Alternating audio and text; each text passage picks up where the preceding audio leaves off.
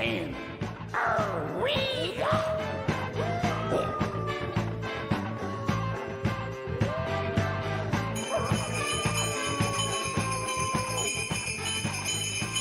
And this is where it's happening, right here at EECH, radio station Yak, brought to you by the Count and his Drac-Cola. The unthinkable, undrinkable. Yo, ho, ho. Excuse me. Hello, I am the Wolfman. What's that? What do you want to hear? Sounds like a groovy idea, ho, ho, ho. Okay, you got it, babe. Right, okay. All right, we're going to hear one that's really a groovy. But before that, let's have the chime time. And the time will be... time to fall in love with me. So I'm not a good shot, so what? Can't win them all. All right, it's TCB time, and we're going to take care of that business. Why don't we just sit back and kinda... dig it?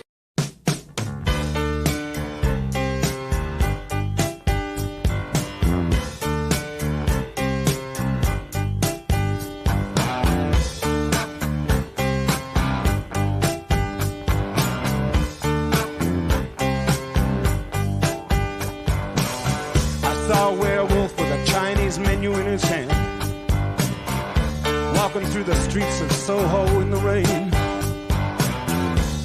He was looking for the place called Lee Ho Fooks. Gonna get a big dish of beef chow mein. Ahoo, werewolves of London. Ahoo, ahoo, werewolves of London.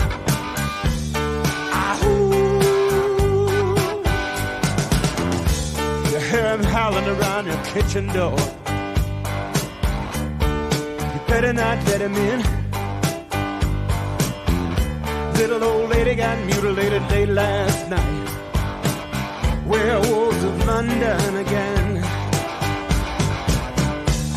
Ahoo, werewolves of London.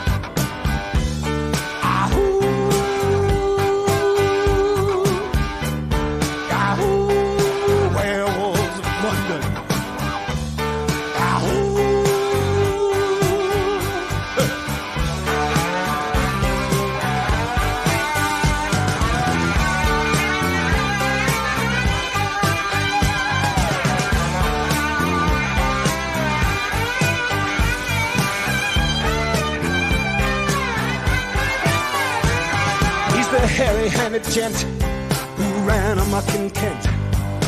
Lately he's been overheard in Mayfair. You better stay away from him. He'll rip your lungs out, Jim. I'd like to meet his tailor. Ahoo, werewolves of London. Ahoo.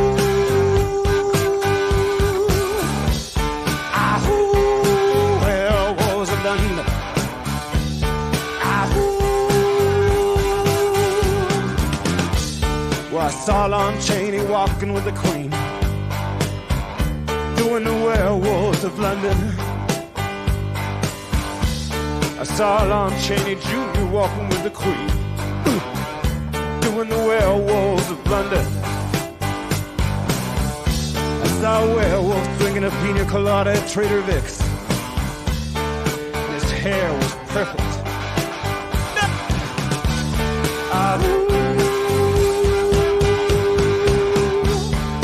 Werewolves of London. Draw blood.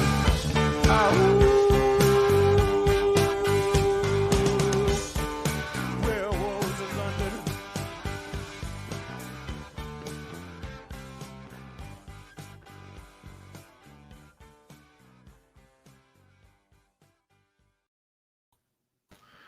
Hello, everybody. Welcome to Movie Nightish for June. Yes, that was Warren Zevon and Werewolves of London, because I had to edit that together in an afternoon. So it was a little lazier than most of the stuff I do, but you get the idea. How you doing, Paul? I'm very traumatized now. I forgot about your werewolf thing. I always forget about that. Even shit werewolves freak me out. Oh man. But yeah, it was good. Good. Oh yeah. No, as I said, I as you know, I sprained my ankle, and I was basically on the couch for close to a week. Couldn't put any weight on my left foot, and so I couldn't get shit done. I'm way behind. I was way behind in work for the show, and I realized, fuck, I gotta have the pre-show done. And so I literally did that in an afternoon. So it was, again, not my finest work, but it was fun. Actually, it was so obvious to use Werewolves of London for a werewolf thing that one of the clips was actually already edited to Werewolves of London at exactly the point where I had planned to use it. So the one where he's like holding hands with Frankenstein outside. So yeah, but anyways. So welcome again to Movie Nightish, and we have 6 people here with us, which is pretty great. We have Jenny, Rachel, and Steve. We have Jen, and we have Lori, and whoever else is out there who has not yet said hi. Hello to you. And of course, we're watching. This is a rare mistake, or not mistake, but this is a rare occasion, Paul. We're watching a movie that might be a mistake. Yeah, let's wait and see. But neither of us have seen this. No.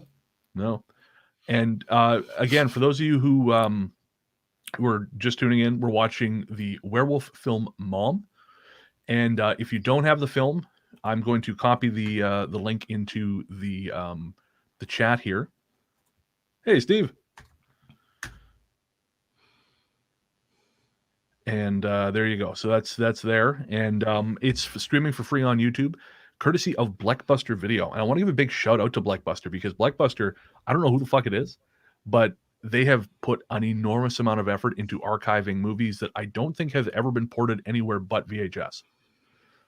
So that's no small thing, because there are a lot of movies that have just never been released anywhere apart from VHS, and they've cataloged, I think, dozens, if not hundreds of them.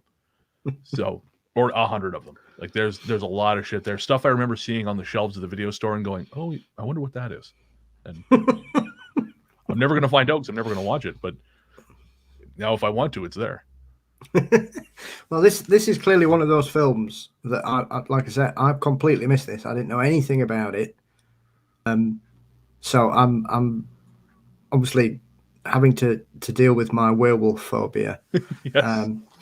In this kind of manner. So we will see how we go. But yeah, I'm excited actually. It's quite nice to stumble across a film from this, especially from this era, that I've no idea what it's going to be. Well, I know what it's about, but I don't know what it's going to be like. Yeah, no, same here.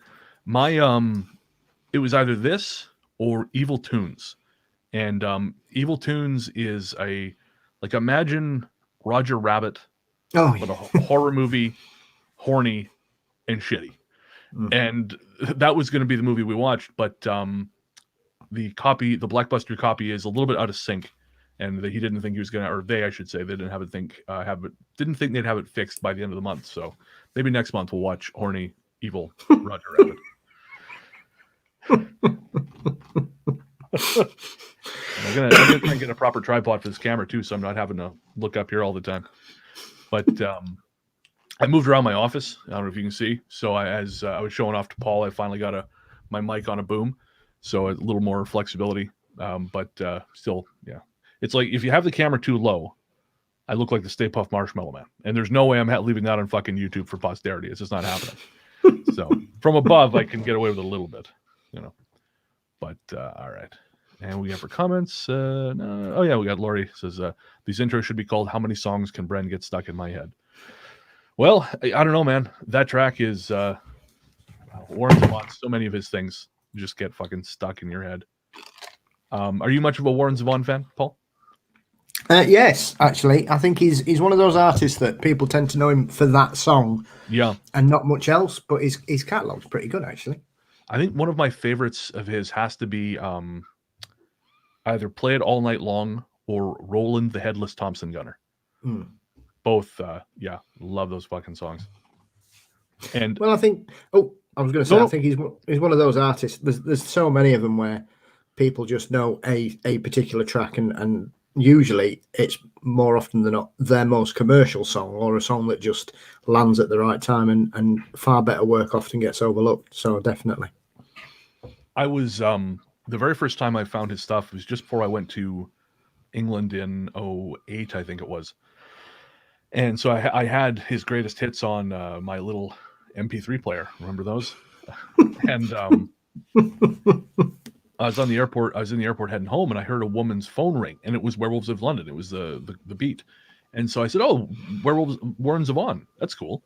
And she looks at me, no, and just kind of walks away. And I found out later that's when I found out Kid Rock had used that. Had used it in one of his songs. I was so sad. I don't know what it was, like Guns and Trucks or Trucks and Guns, or I don't know, whatever one of his hits was. I think it was All Summer Long. Crystal meth, baby. Exactly. But yeah, so that was very, very disappointing for me. All right. Well, it could have been worse. You could have ended up having a conversation with a Kid Rock fan. Valid point. This is when I have to admit that I own his second album. I own Cocky, because I was young and dumb, Paul. I was young and dumb. I also own Uncle Kracker's first album, for those of you who remember Uncle Kracker. Yeah, not proud of there it. was a lot. There was a lot of those weird white rap groups in the 90s. Who's that awful band that did that song that got banned because of the homophobic content of the video? That doesn't really narrow it down. Oh God! And the chorus was all about doing it like monkeys in the zoo or something. Oh, Bloodhound Gang.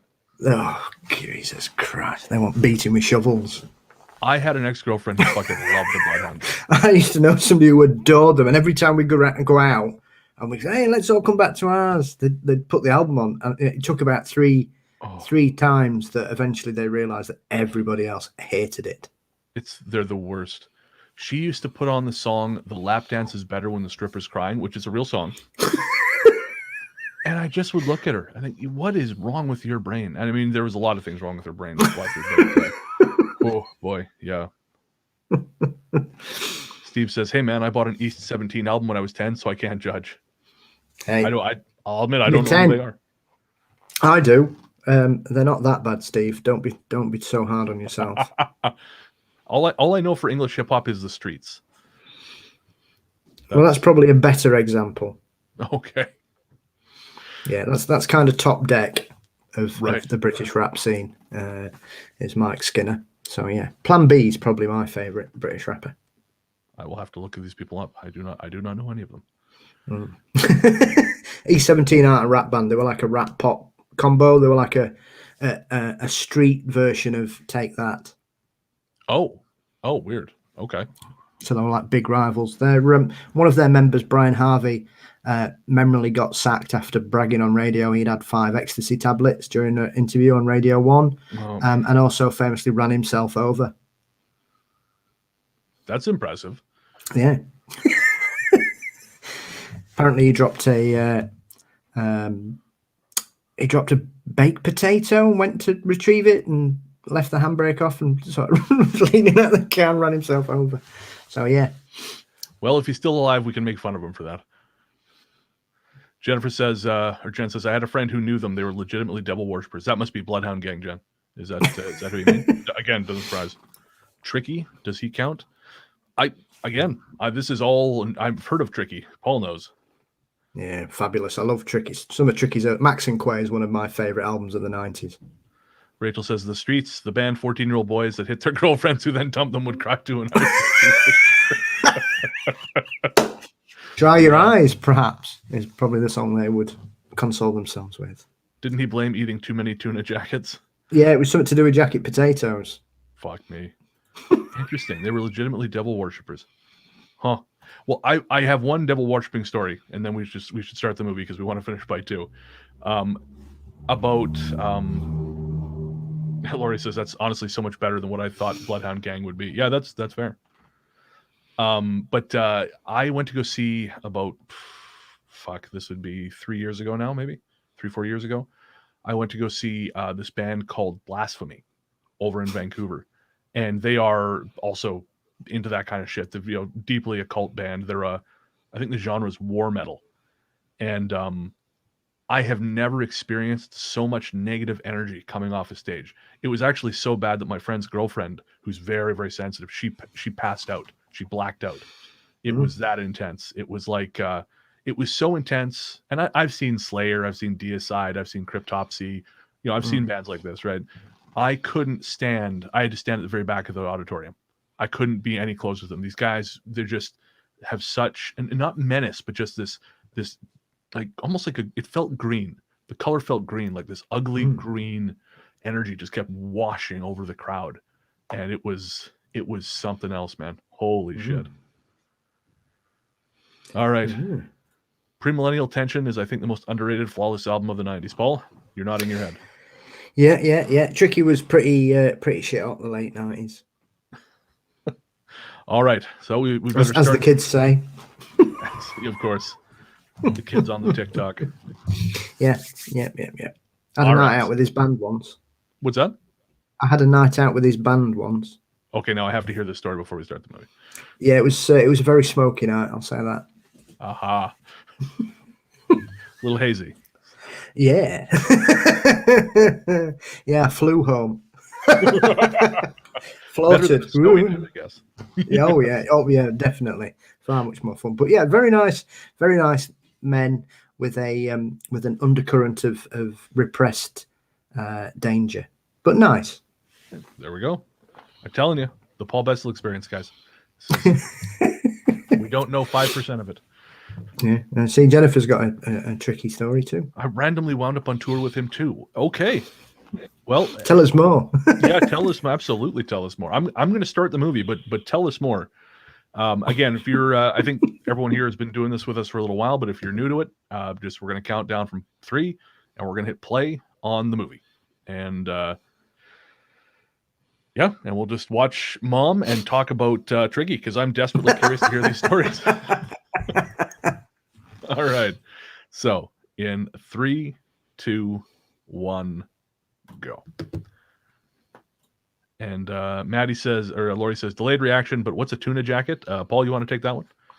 It's a jacket potato, usually filled with tuna mayonnaise.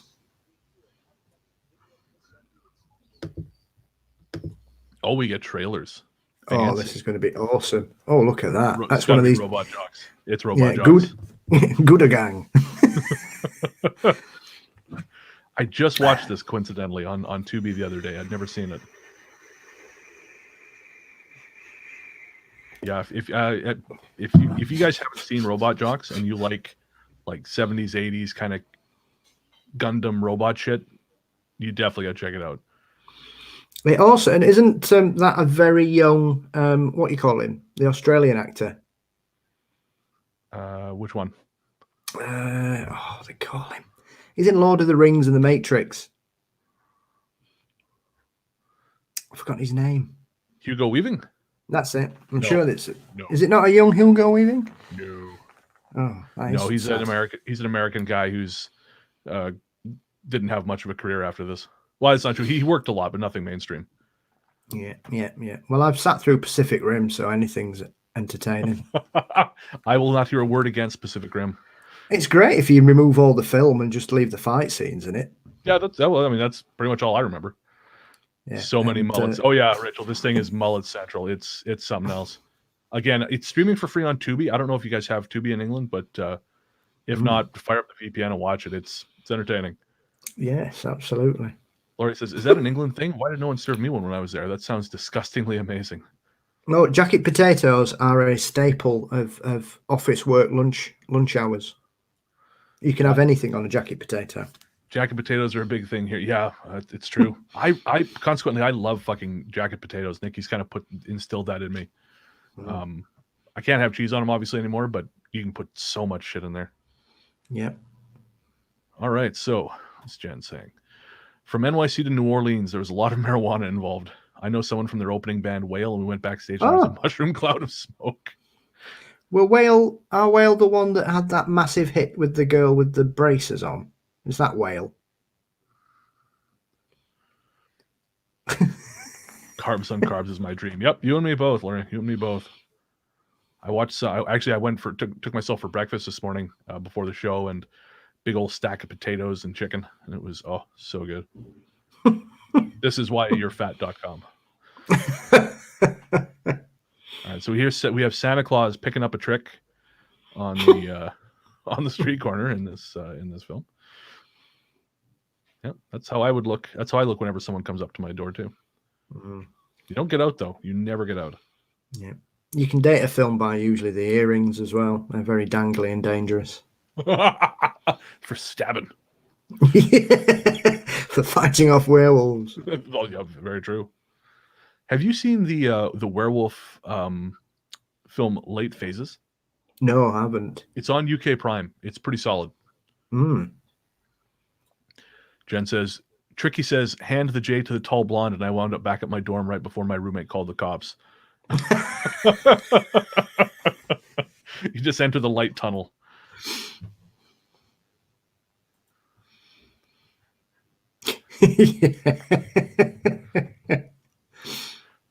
I was a couple weeks, but just before I fucked up my foot, some friends had us over and they fired up the vaporizer. And my friend smokes a lot, so she's got a pretty good tolerance. I don't.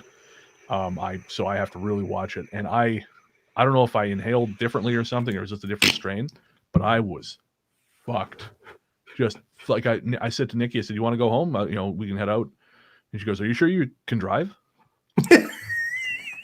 What? Yeah. Oh.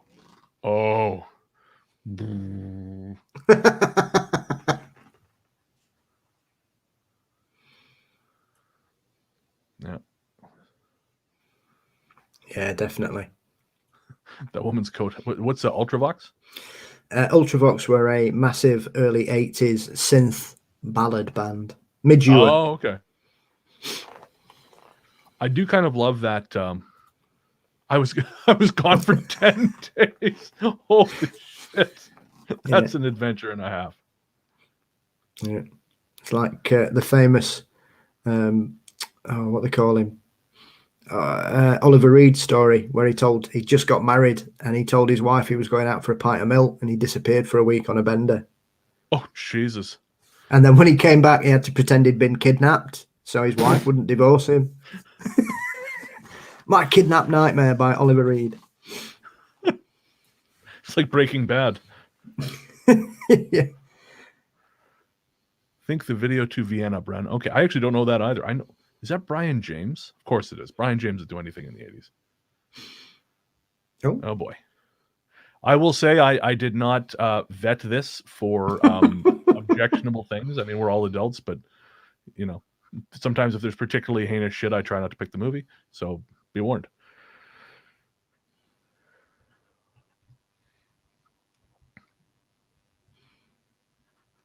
Pre-cell phones because of the 90s. Yeah. Honestly, man, as much as I appreciate having cell phones for the safety aspect of it, it can be so fucking limiting with what you feel comfortable doing these days because you just know that someone is like can record you. The dumb shit I used to do, and I'm not proud of it, but like I remember getting drunk in Vancouver and tackling newspaper boxes and shit, and I just think, man, I'm glad there's no footage of this. Yes, I'm certainly glad I did most of my strange things pre-camera phones. Never mind mobile phones, but camera phones. I think that's the yeah, fair. Key issue. Yeah. And you say most. That's good because when I get over there, it's gonna get weird.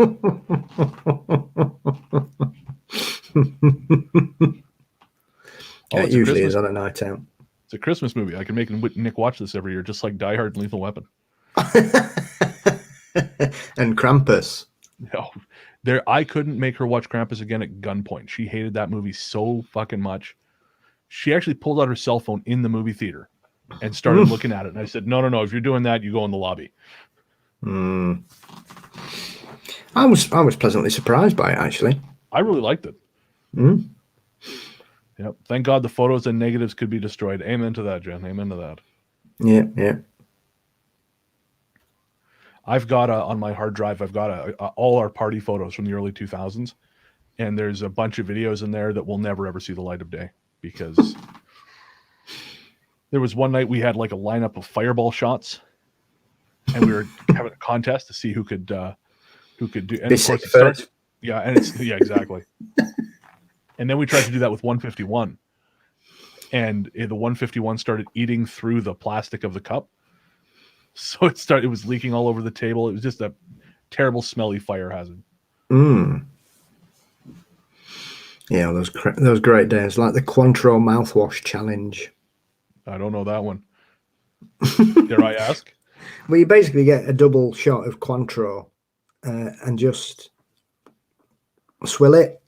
And because it's very citrusy, it essentially starts to sort of just burn your mouth. Oh, God. Oh, look at that sofa. Look at, like, it just, oh, my God. It hurts my eyes to look at it. Oh, that guy. He's in everything. Rachel says, I had to pull an entire Facebook profile as the photos we thought we could put up in 2006 are not what you'd put up now. Amen to that. Yeah, Yes. Every now and again I'll get a memory and from one of my friends' profiles and I'll think, ooh, that's borderline. Yeah. I always used to have to vet Christmas photos because there'd usually be a picture of me sat near a tin or a bag.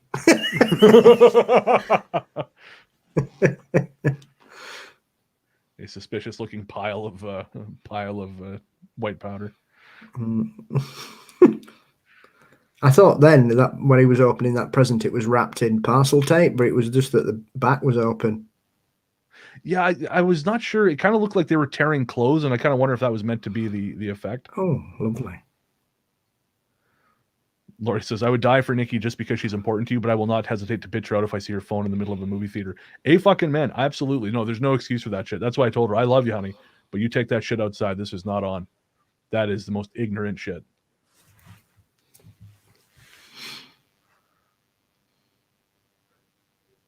I am paralyzed by the production design here.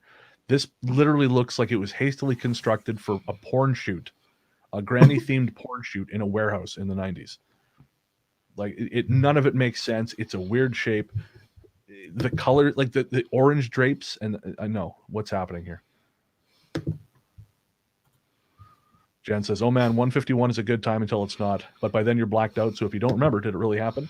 Well, as it turns out, yeah, it did. I've been told this. I haven't blacked out in a long, long time, but yeah, apparently it does.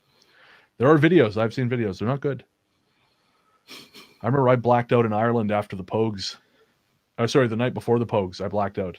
And I don't remember getting back to my hostel. But I remember asking the little Mexican kid who's sharing the hostel room with me the next morning. I said, was I bad last night? And he goes, so, yeah. Golden Girls porn set. Yep, you're absolutely right.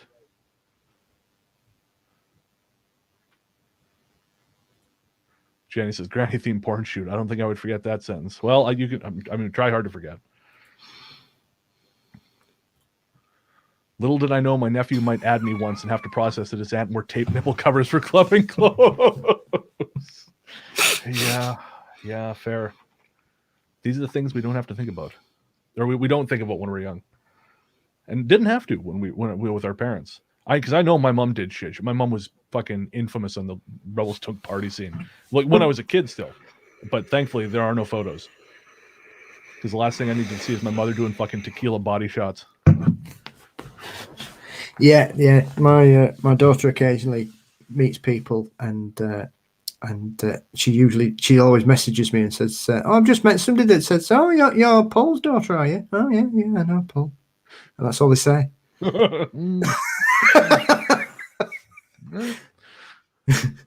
We must not speak his name 3 times. Yeah. Jen says the Pogues sang the best Christmas song, and I'll fight anyone who says otherwise. Oh shit, yeah. Ooh. Absolutely. No. I like it. I don't think it's not the best. No. Okay, Jen. What I'll do is I'll get behind him on my hands and knees, and you push him into the pool because this is not on. What is it? What's a better Christmas song? Simply Having a Wonderful Christmas Time? No, I like. I'm quite soppy when it comes to Christmas songs, so I like Greg Lake. I Believe in Father Christmas and things like that. Well, you're wrong. But that's okay. We still. I even like a Christy Berg Christmas song. That's how Christmassy I am. Respect. A spaceman came a traveling. I don't know that one at all. I'm gonna have to look this up. It's on, Paul. Yeah, exactly. Monkey bars, 3:00. Yeah, I do like the it. lawn. Of course they're mowing the lawn. Jesus fucking Christ. They just mowed it 3 days ago. It's like they're trying to intimidate the lawn into submission.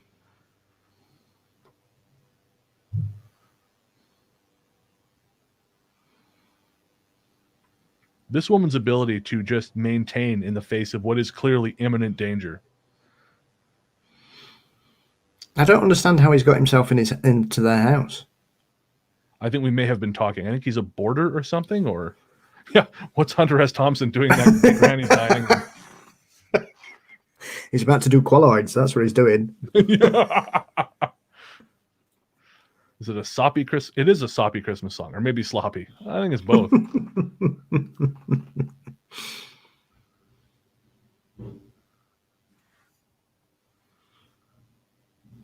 I mean, it's in fairness, I get mad when people knock my sunglasses off my face too.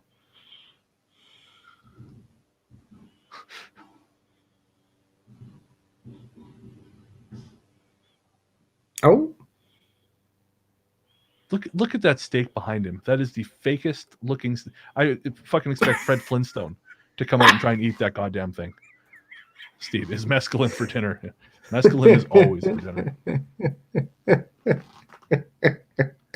And for breakfast or for dessert, a pint of ether.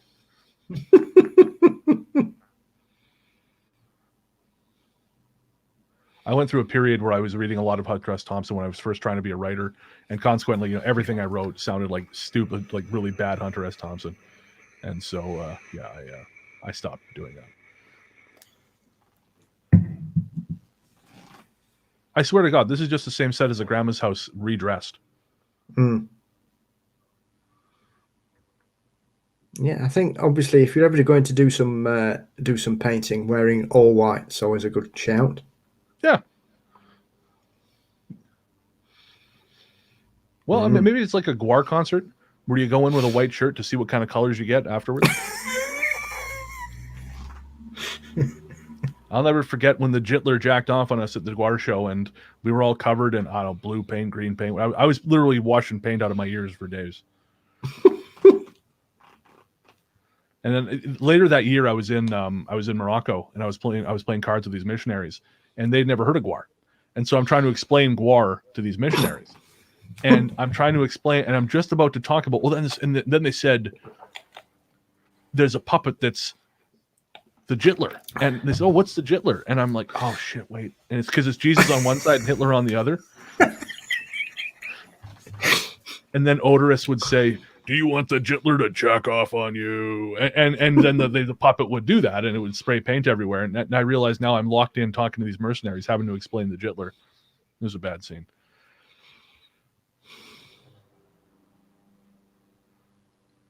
And Granny did show some shoulder before dying. What the hell? Go out in style. For a moment, I thought the artist would be all shirt, no knickers, but instead we're going for vegan art teacher in 1990. I'm certain they just kidnapped a bunch of people to be in this thing. Well, it's a nice camper van. No doubt what the production crew lived in for the entire we can use it in the film. We have to use it in the film. It's the only vehicle we have. I guarantee you when we see it in other scenes, it'll just have a mustache on it and it'll be playing other cars.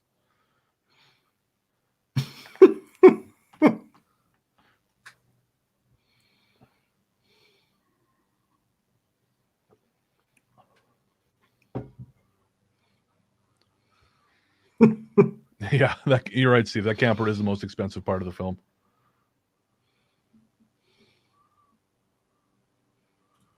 That's a conversation that deserves video footage. Yes.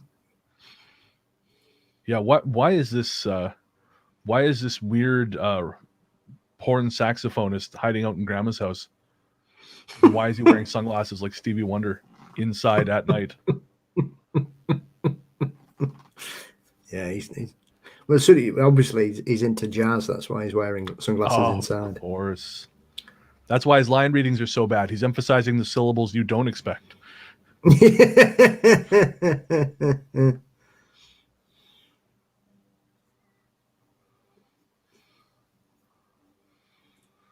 Rachel says, love that the paint only on the lower arm, but the shrink fit top is pristine. Yeah, that's how you know she's a really great artist. She can aim these things.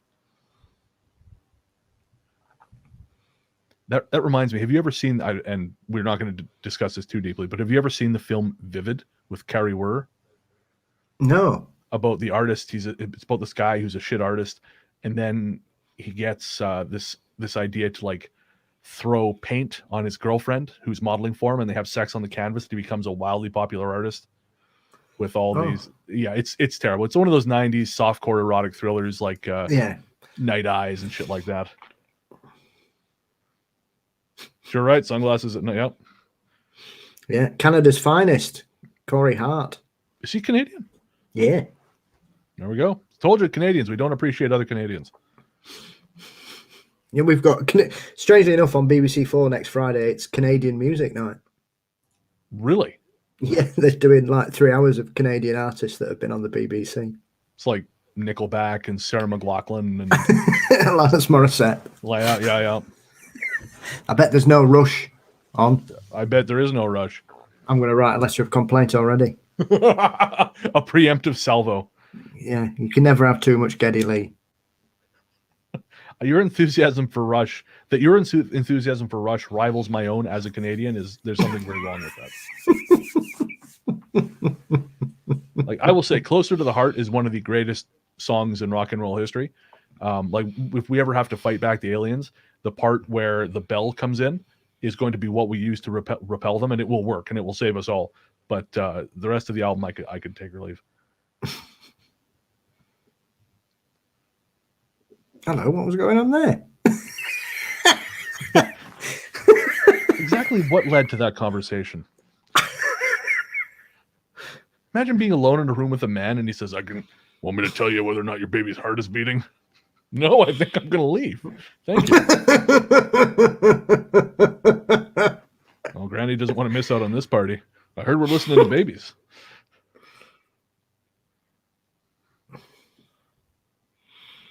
Yeah. Sunglasses at night. That shit gets stuck in your head, Lori. I agree. Yeah. It's a Y chromosome thing, not a Canadian thing. Oh, Rush, you mean? Yeah. That could be. It's probably a B-side, that. What about Fish? How do we all feel about Fish? What's the general temperature of the room on the subject of Trey Anastasio and his cohorts? Anyone? Because as in Fish, who used to be the lead singer of Marillion? No, the band Fish. I don't know who they are. Oh, okay, all right. Granny is stylish. I respect that. Oh yeah, Granny fucks. She's Granny's got it going on. I really love that red stripe down her nightgown there. That's party. She looks a bit like Bette Davis. Wow, that was an enthusiastic. Calm down. Sounded pretty into that. She looks just like Bette Davis.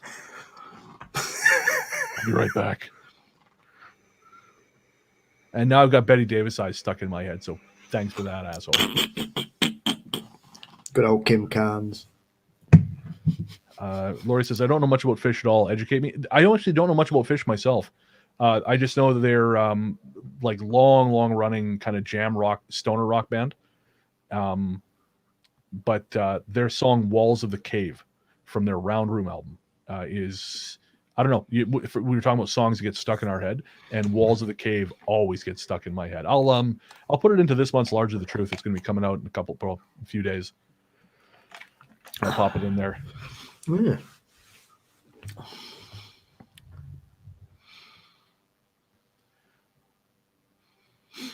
Speaking of music, I've managed to upload, I think, 22 now of Elliot's albums, of his 92 fucking records. Yeah. Nearly a quarter there then. Yeah, getting there. Jen says, if you don't wear khakis and pastel polo shirts with pop collars, smell like patchouli and body odor, you probably don't like them. Yeah, that's fair. That's fair. Yeah. I don't really like noodle stuff. That's probably why I don't like prog very much. And Fish that's almost all they do is noodly kind of proggy stuff. But Walls of the Cave is a really cool song. Well, I always think an artist has at least one good song. Yeah, I agree. Except for Nickelback.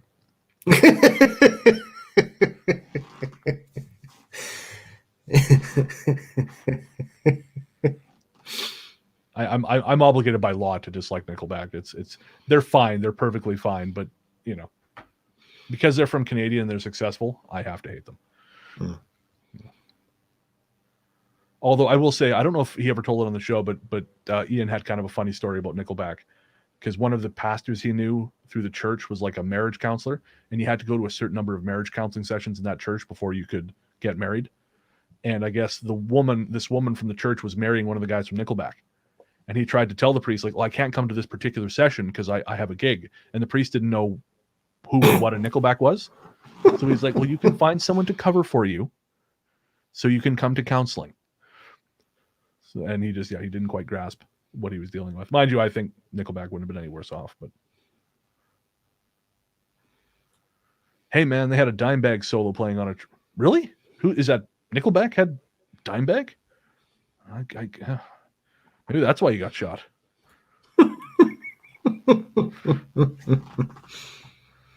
A Broken Clock and Infinite Monkeys are also occasionally successful too. Yep, that's true. Yep. I love that Granny's dating this Hunter S. Thompson fellow now. I want to see the movie where they just become a loving couple. You know, sort of like Fassbender's In a Year with 13 Moons, or whichever one it was. No, it's Ali. Ali, Fear Eats the Soul. That's the one. Really beautiful movie, too. Check that out if you want to watch a German drama about a May-December relationship between an elderly German woman and a young Turkish man. It's a good movie.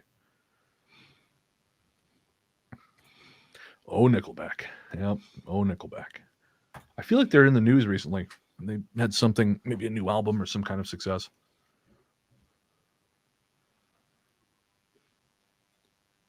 The plot's confusing me now. Why is he attacked Granny if all he's doing is normally trailing the Deadpan Alley for dropouts and prostitutes to eat? He's lonely, man.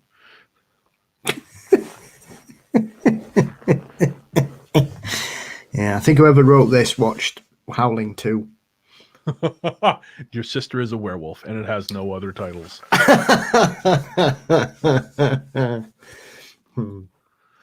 He featured on the track Side of a Bullet, which was about the guy who shot Dimebag. It was a posthumous performance. Oh, okay. All right. Now I feel bad. I don't really feel bad.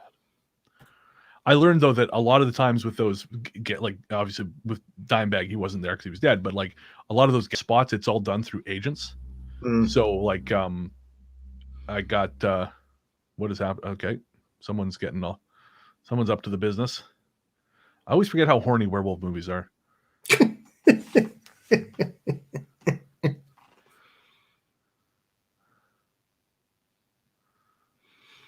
I think it's because people mistake werewolves for being dogs and people consider dogs are really randy. Maybe that's what it is. Oh, look at Granny. All right, chow down. He didn't mean to bite her. She was all fork and no personal space. High-rise pleated jeans have made a comeback, so the time is right for... That's right. The signs are in the sky. Waistlines have risen. Nature is healing. Lori says, I'm not psyched about Nickelback, but I got to admit, if we're mass-hating bands that started in that era, it baffles me that Creed somehow got a pass. Oh, man. And when you read about what a piece of shit Scott Stapp was and is, it gets even worse. Like, that guy was garbage. Yeah. Creed are like if you took Faith No More and removed all the talent from them and then said, here you are, do a Mike Patton impression. That is exactly what... I mean, I once saw them once flicking through the channels on a night, and I was like, what the hell is this shit? Just soulless, corporate, middle-of-the-road rubbish. Fuck off. Awful. Speaking of Golden Girls porn. Oh, yeah, now Granny's on the run. That's right, and I'll kill your ass, too. Lori, that movie was called Ali, Fear Eats the Soul.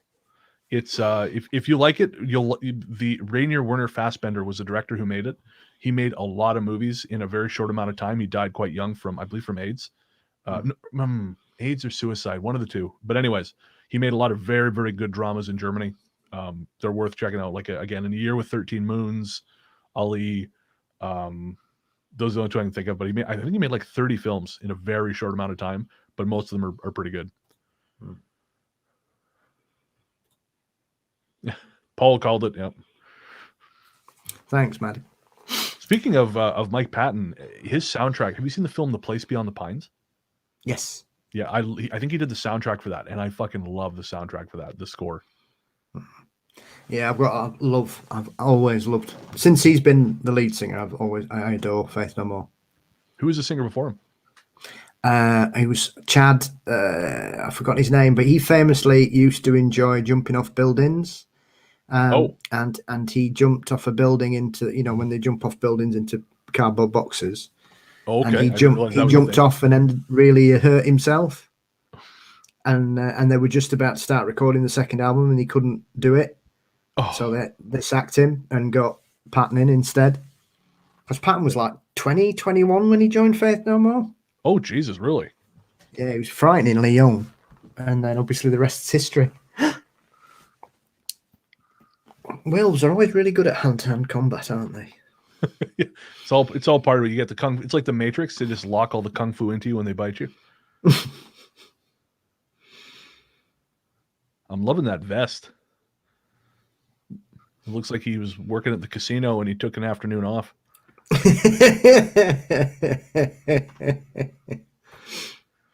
Courtney Love was really? Yes. Oh, she was. Okay. I think she performed. I think she did a lot. There are recordings of her singing with them out there. Oh wow! Okay, cool. So I'm not sure if she did a couple of gigs or something. I don't know a lot of decided to plan a murder. But I think I liked her. I want to say America's Sweetheart album. Yeah, like the Hole. Yeah, maybe it was Hole I'm thinking of. Yeah. Yeah, they're one of those bands that occasionally do something quite good, despite the fact that she's a piece of shit. And allegedly a murderer. Well, he's a shit werewolf if he can be killed by knitting needles. Jesus. Maybe they're silver? Maybe they were. Probably not. The film's antagonist died from dysentery.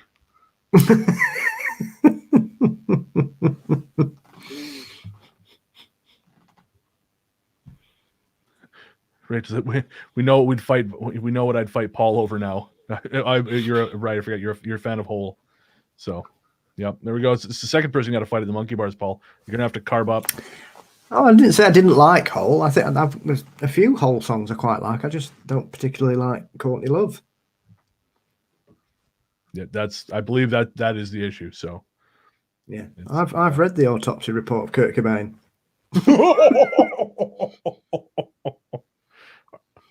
Are you a proponent of that theory? I know exactly how much heroin he's alleged to have had in him, and there's no way he could have dribbled, never mind shot himself. Okay. All right. Paul Dr. Heroin Bestel.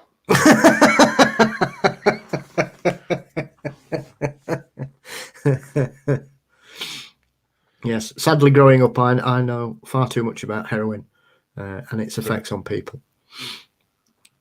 Interesting. So I love that this guy tried stabbing the werewolf in the guts. That didn't work.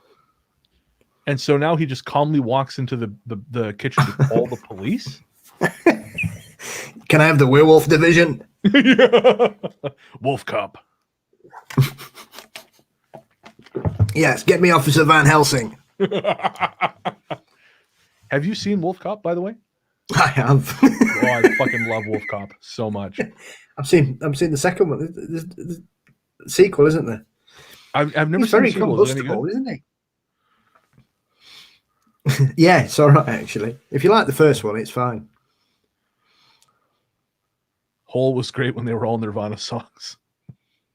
All right, this is a fight into which these are waters into which I'm not equipped to wade. So I'm going to nod my head. That's whatever you're talking about for you. How many times have I told you, son, don't set fire to the werewolves in the kitchen? You ruin these scorch tiles. marks, they are not going to come out. Well, we've just killed a man together. Well, second one she's killed. Do werewolves burn? Well, this documentary mom suggests they do. So who am I to question the cinematic genius? Yeah, I was considering how combustible he seemed to be, Rachel. That thought did cross my mind. What's crazy is, like, not only did he burn, he completely incinerated in a matter of seconds. Mm. And I know for a fact that bodies take a little longer than that. Don't ask me how I know. Perhaps werewolf hair is very flammable. Oh, that's what it's like. 9/11. Werewolf hair doesn't burn that hot. Mind you, it's the 90s. He might have been wearing a lot of hairspray. Ah, now that makes sense. That's why he's gone up like a box of matches. Yeah. All that extra hair, I think they'd burn faster. Yeah, you're right. Yeah, that makes a point. Polyester is less flammable than werewolf.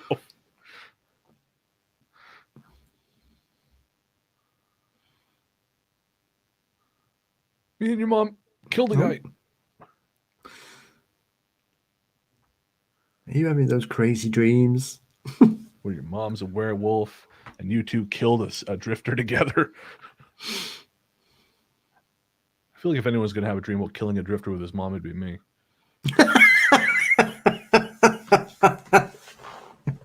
Oh, speaking of family, you guys will appreciate this. Nick and I are doing a bunch of research.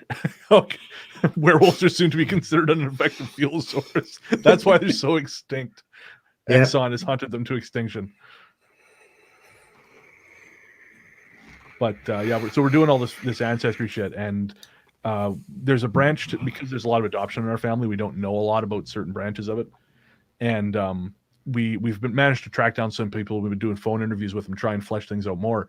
And I know, but I know for sure they're family because at least one of them has a sibling they refuse to speak to. They just will not speak to them. Full stop. One guy's like, "Yeah, I haven't talked to my sister in 40 years." I got a twin brother, but I don't know where he is. I haven't seen him in a long time. I actually think he's dead. If the records we've unearthed are any indication, his twin brother is dead, and he has been for 20 years, and he does not know it. Oh dear. I love how she slept in full makeup. Well, yeah. We watched Black Widow last night with Deborah Winger and Teresa Russell, and there's a lot of full makeup sleeping in that movie. And terrifying 80s press-on nails. Jesus. I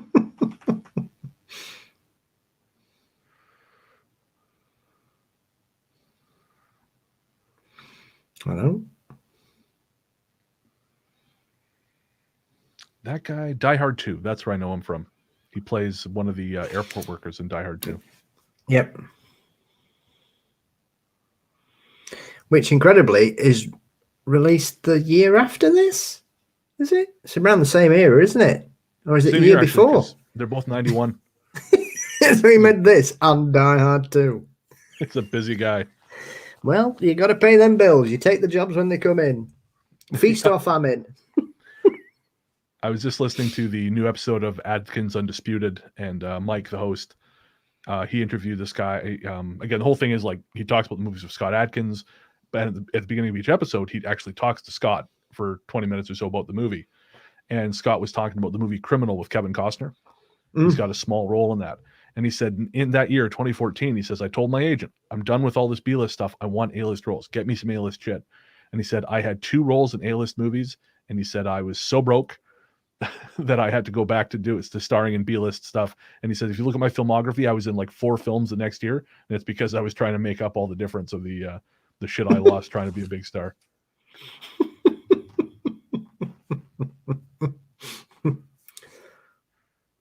Rachel says, I have a theory that hating large swaths of your family is just the most sensible way to save money at Christmas. Yeah, I mean, it works.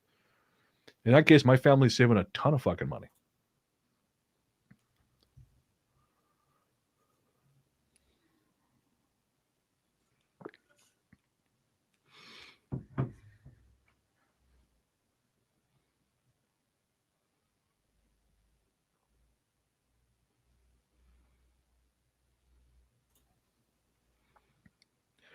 Paul, do they have Sledgehammer on the UK Shutter? I haven't come across it yet, but I've only had it a couple of days. I'm gonna have a quick look, see if they do. If they do, you have to watch it because no, they don't. Okay. Well, again, if you maybe use a VPN or something, it's on the Canadian Shutter. It's a shot on VHS horror film. I think it might have actually been the first shot on VHS horror film, and it's so terrible. It's wonderfully terrible. It's and the set. The reason I bring it up is the sets here look almost exactly like the film in Sledgehammer. So, and this is not a ringing endorsement. Okay. I just found out I'm distantly related to Boris Johnson. Oh my god. Yeah, holy shit. I would yeet my computer into the sun if I found about that. I'd crash. Well, Never mind. I was going to make a very, very bad joke. Never mind. About the Mormons and no, I'm just going to stop. Yeah, yeah. We're just having a bit of a political well, we've finally got rid of one of them today after he's been caught in a sex scandal. I can't actually hear you. One second. I got to figure out what's going on here. There we go. Now I can hear you. I was going to say we've got a bit of a political scandal breaking here in the UK that the health minister Matt Hancock has been caught in a sting where he's basically been having an affair with one of his assistants, and it's all been caught on CCTV and it's been leaked to the press. And he's had to resign this evening, but obviously Johnson said he was standing by him and he didn't think he had anything to resign for yesterday. All you did was abuse your power with someone who was someone below you. Like what? That's our entire government.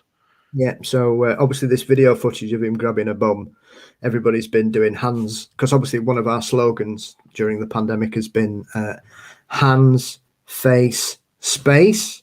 So now everybody's saying hands, face, arse today. That's sophisticated British humor.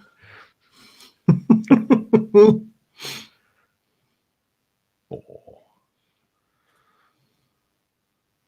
My mother's family stays in contact mainly to spite each other. We don't save money, but we do get ulcers. Where's the dog just turned up from? I was wondering that. Bren's mic noped out after the Bojo reference. Sorry, Brennan. Oh shit. Is it? Can you guys still? Can you? Everyone can hear me? I know Paul can hear me. Can the audience still hear me? Let me know. In the meantime, yeah, we'll explore the mystery of where the fuck that dog came from. Yeah. Mind you, if they can't hear you, they won't be able to reply, will they? That's a valid point. If you can't hear Brennan, please type comments now. Oh, fuck. Brennan will now do the rest of the show through the medium of mime. Yeah.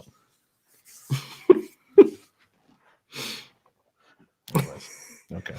Well, I'm not agree. Okay. Yeah, everyone can hear me. Okay, good. Yeah, is this dog's getting a big role now. He's not been in the film for 40 minutes, and now he's everywhere. This bloody dog.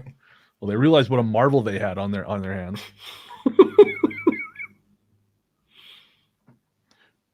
Oh, I see. Headphones, not mic. Yeah, I muted the window. I don't know how the fuck I did that, but no. Don't shit on the bed. Told you not to tell anyone about that. Oh, Granny's gone hunting.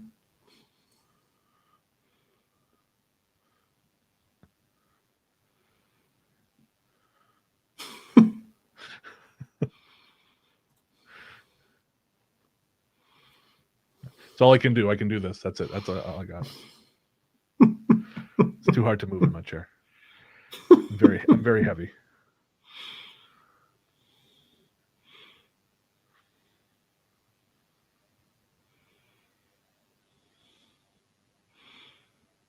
Would you like to join my jam band?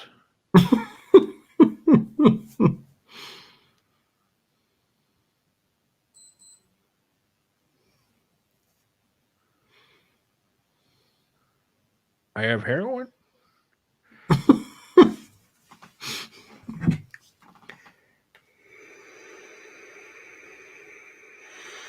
Yeah, I feel like Granny is sort of what I would be like if I had entered the dating pool again. I don't understand how these things work.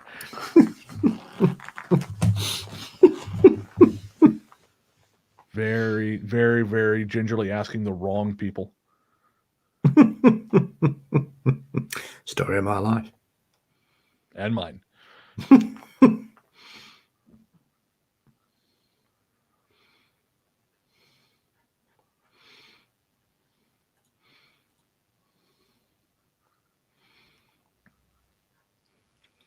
It's one of those films as well where characters just have conversations with themselves to fill in the plot. Oh yeah. In case you're not sure what's happening, they'll just talk to you about what's going on. Yeah, they read about Shakespeare before writing the script. They saw soliloquies and they're like, fuck yeah. Whether 'tis nobler to suffer the slings and arrows of grandma's werewolf life. Forsooth, yonder sharp-toothed beast awaits. How sharper than a werewolf's tooth is the sting of an ungrateful grandma. The only thing sharper than your teeth, grandmother, are your wit. I say. Oh, There we go. Thou hast been. I will say I've never understood iambic pentameter. I at this point in my life, I refuse to try. I don't get it. They tell me no, I don't care. It makes no difference. I don't understand it. She was like a coiled spring there, Grandma. I love the sound effects. How's he fought her off? Hey, well, you've seen the extent of my miming abilities.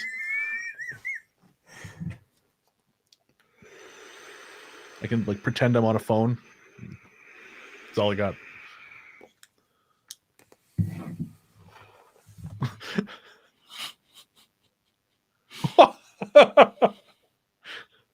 Did I think I'd see a granny kicked in the face today? No, I did not.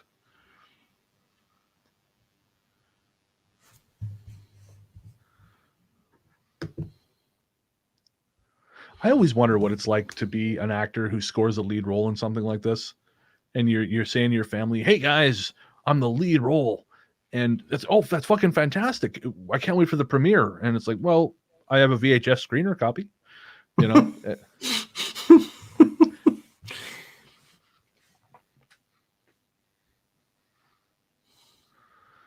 English majors get made to try to write a poem in iambic pentameter, and I knew I was in the right place because I'm terrible at life, but that assignment was easy.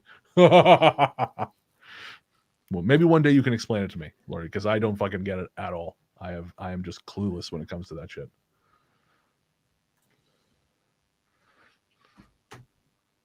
I sat through 4 hours of Hamlet in movie theaters, but that's as far as much as I can do. Oh, Granny's pissed now. Ooh, that was a great sound effect. Yeah. Oh, he's all right. Still, he's okay. It's just a flesh wound. The concrete broke the fall. I'm okay. Thank God it was asphalt. One of those breath-powered wheelchairs, and we're going to joust Christopher Reeve. His granny brushes off bullets faster than Jason Voorhees. That's the crossover I want to see. Oh, what's going on here?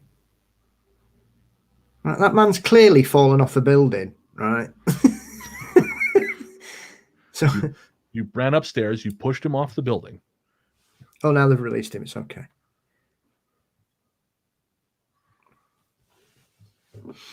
So you guys will appreciate this. I've told Paul about this, but through a series of extraordinarily random events, I have ended up as a student at New York University for the summer,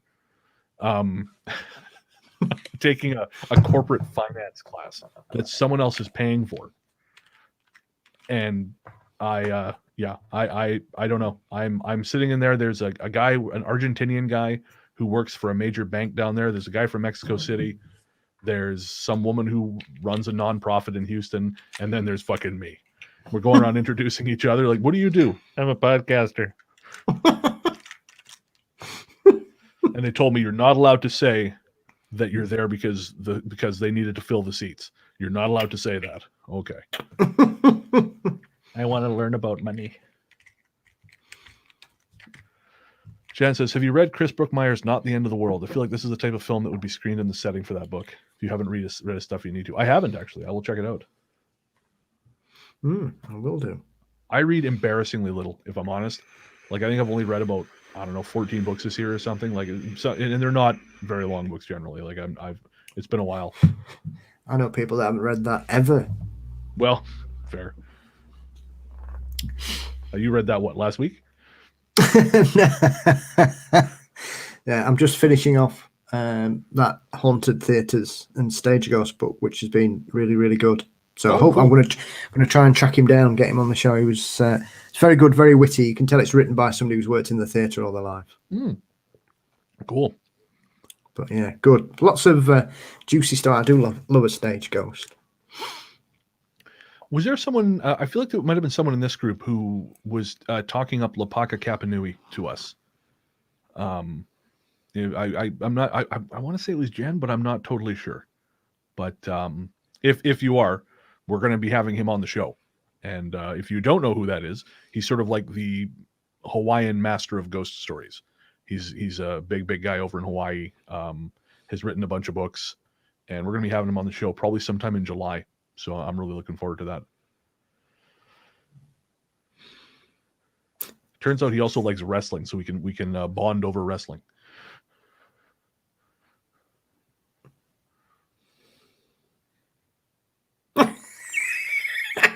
I thought it was you. Yeah. So yeah, he's going to be on the show. So I'm looking forward to that.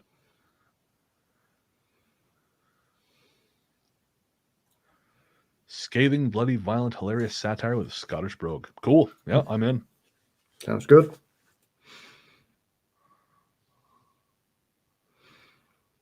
Yeah, we seem to be focusing on the bottom of that left. There we are. Is there a dead body there? Oh, he's drilled himself in the arm.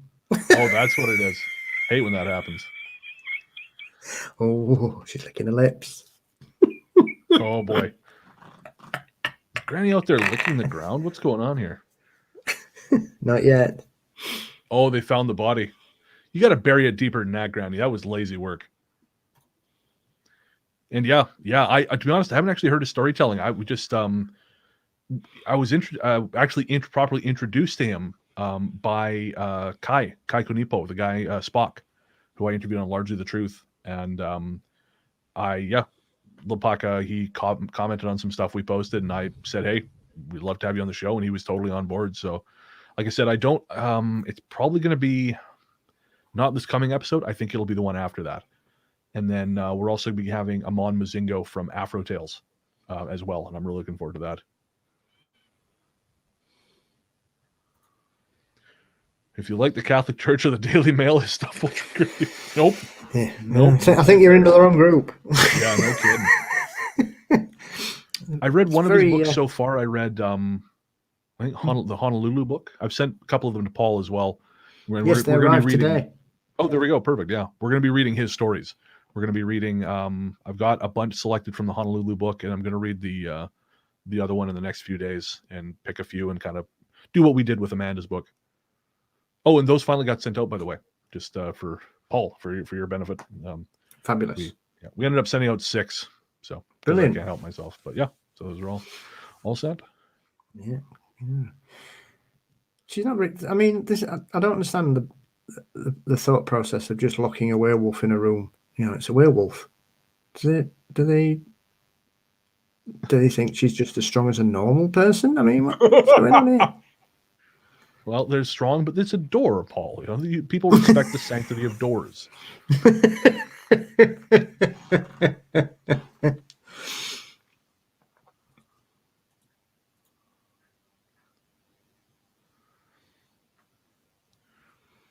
Yeah, there's trying to think. That's it for the guests we have lined up currently, but definitely it's we're sort of something we're actively looking into. You know, kind of when we find cool people. I had offered put an offer out to the Grim Reader gals, but their schedule I think is not going to allow for it. They're pretty busy, but that's fine. Again, Nikki from Grim Reader is helping me to train my stupid ass voice, so we will get there. She's got me doing this thing where I have to try and hold a note, and it's not going real well, Paul. What is in singing note? Yeah, like just sort of like training my voice to kind of hold it, yeah. And I've got one of those tuner apps on my phones. I sit down and kind of go, and it's good. It's a work in progress. I love that Granny's got the Michael Jackson glove.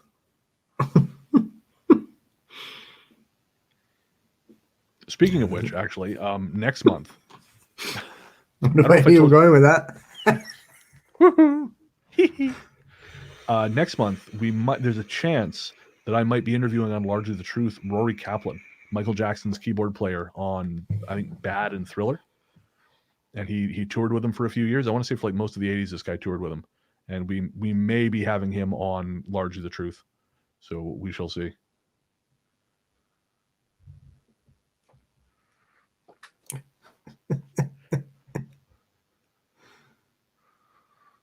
Oh, delivery. Oh, that's cool, Maddie. I appreciate you saying that. As I say, it's yeah. When you when you really realize it's that Dunning-Kruger thing, right? Where you think, oh, I think I know what I'm doing, and the more you learn, the more you realize, oh fuck, no, I don't know shit. So it's good to know that eventually I'll come back out the other side of that curve. Well, lunch has arrived. Yeah, take out.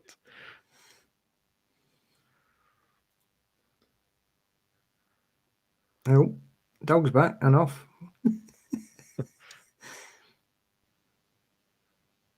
Yeah, I if you want to hear an interview with Kaplan, he's on Finances the Other F Word.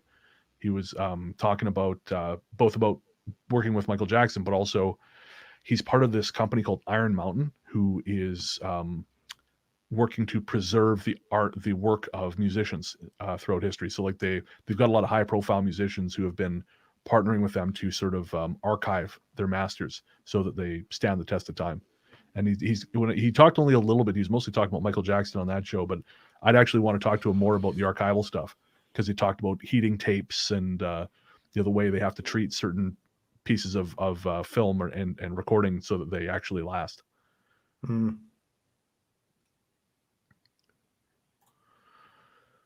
Do you put your LTT playlist on Spotify by any chance? I haven't been, but I'm gonna. My old ones are all on there. If you search for Largely the Truth, they should be able to find them. But I haven't really been putting the new ones on there. But I'll make a point of doing that. I just it just hadn't occurred to me. But yeah, and also a lot of the stuff I've been playing is not necessarily on Spotify. Doing the Bandcamp thing has kind of worked out that way. But no, I'll definitely do that.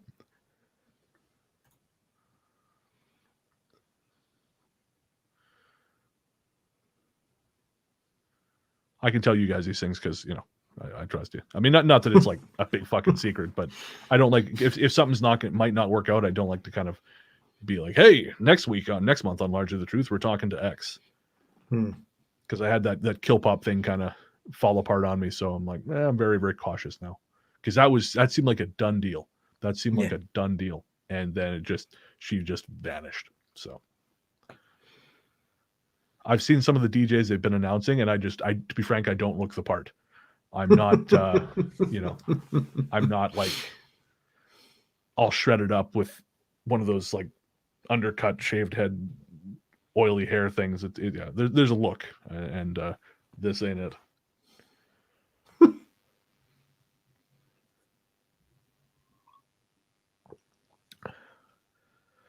So how do we think this ends? Do we think this ends with Granny being saved and purged of the werewolf, or do we think Granny dies, or do we think Granny goes on as a badass werewolf killing shit till the end of time?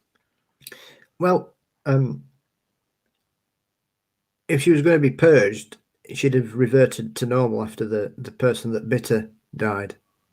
Oh, of course. But she didn't. So I think there's only one conclusion here for me. She's got to get bulleted. I'm looking forward to that scene where a fucking silver-haired granny takes two in the dome. Two silver magnums. Yeah. I hope he's got a one-liner to go with it.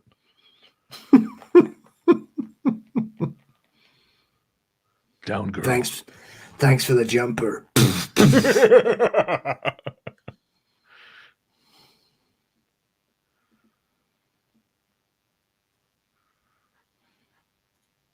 Jenny thinks badass werewolf until the end of time. I hope so, Jenny. I like that idea. Oh, Maddie makes a great point. Cliffhanger ending, because in case the film somehow did okay box office, they'd want room for a sequel. Yep, you make an excellent point. Mind you, as we know from horror franchises, death is no barrier. Yeah. It's not really, I've lost I've lost I've lost count of the amount of sequels I've seen which you think, hang on a minute, I thought everybody was dead. Yeah. Or like Hellraiser, where you're like, right, okay, and then Hellraiser 2 starts and they're in America, and you're like, hang on, this film finished in England. Why are they now in America? What's going on? Oh, that's the hook. They're in hell, and hell is America.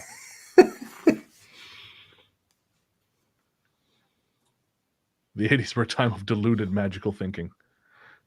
So agree with Maddie. Oh, Steve says, I'll put money on the granny biting the pregnant lady at the end. Okay, interesting. That would be bold. That would be bold in a, what was 91? That was George Bush 1, so, or George H.W. So Yeah, that was she'll give birth to a puppy. We got a weekly world news article in the making here.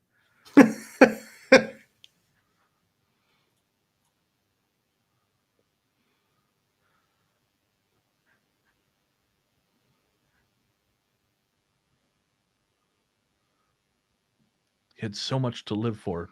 Did he? Did he really?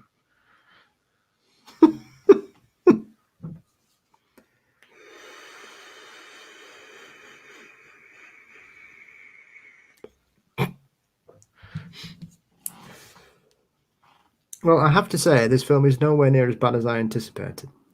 No, it's watchable. It's very watchable. I mean, I don't know if I'd want to put all my attention on it, but yeah, it is. I'm enjoying myself. I've seen worse recently. What's for instance? What's worse? Brightburn. Oh yeah, I couldn't bring myself to watch that one. I'm really beginning to loathe it. The more I think about it, the more I hate it. Wow, that's something, because you really didn't like it when you first saw it. I was even thinking about it earlier when I was washing up. That's how much it's annoyed me. Brightburn has become your mortal nemesis. You're just cursing him as you periodically stop and shake your fist. The people who wrote this film think we're as stupid as they are. Is the thought that went through my head. It just really frustrates me. I don't understand why people think it's amazing at all. I really don't. It's so badly written. Oh, I said I haven't seen it. Just the premise didn't do anything for me. It's one of them films that stuff happens, and you're like, why is nobody?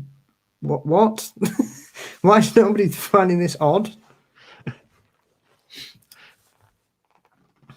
As long as cronuts and cake with clotted cream exist, everyone has a lot to live for. Yep, no argument here. Oh, good. Well, I'm glad we could trigger me with some elder abuse here. Like, maybe have her be a werewolf when this happens or something, so I don't just feel like I'm watching a PSA about old people being abandoned by their children. Jesus. Speaking of which, I watched that Lost George Romero film that just turned up on Shudder. Yeah. And fuck, that is genuinely horrifying. It's actually really upsetting. It's really just a PSA about elder abuse, but fuck, it's horrifying by the end, man. Oof. Fervently wishing they'd remake this film with a litter of puppies ending. That's a sequel that was never made. Yeah, I mean, we don't know that. It's possible. Maybe there's one of those Italian knockoffs. Have you not seen The Howling 2? I think I ended up cutting all that from the Q&A because the Q&A was quite long. But yeah, the sequel to Howling was called, what was it? Sturba Werewolf Bitch.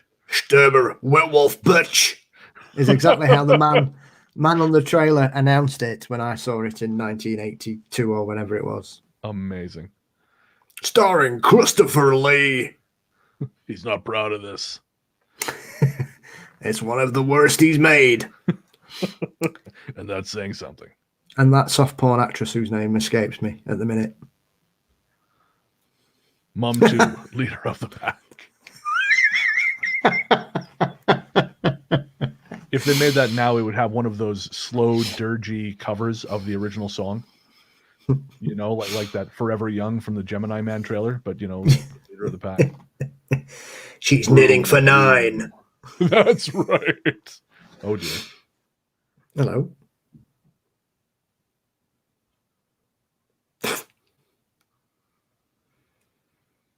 Fella, I'm going to be honest with you. This lady comes up to you in a bar, you run.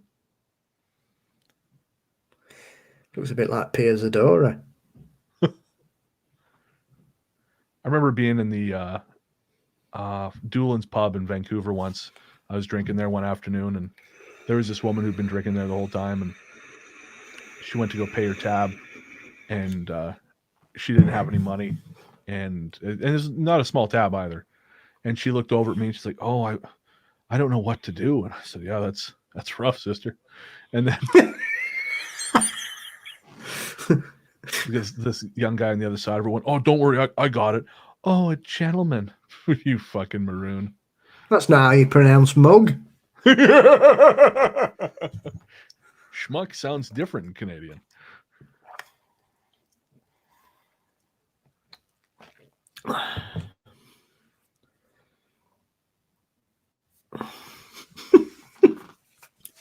I think I sat in that bar for like 8 hours that day. It was a weird day.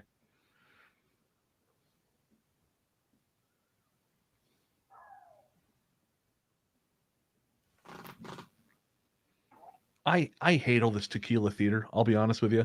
This whole thing where you got to fucking do the lime and lick the salt. Just drink the fucking tequila, you pussy. Fuck its sakes. It's not hard. It's just tequila. Yeah. That's on my banned list. Tequila? Yeah. I don't particularly like it anyway, but yeah. I have recently discovered a love for it. Actually, I've been drinking mezcal, Mm. and yeah, I don't know. There's some really good shit out there. It's basically like Mexican scotch to me. That seems to be my take on it. Yeah. Well, I don't drink whiskey. It's strange. As much as I love Jack Daniels, I don't drink whiskey either. Really? Mm. Yeah. So a friend of mine is a big fan of the Japanese stuff. Oh, like Suntory and which is surprisingly pleasant. Yeah.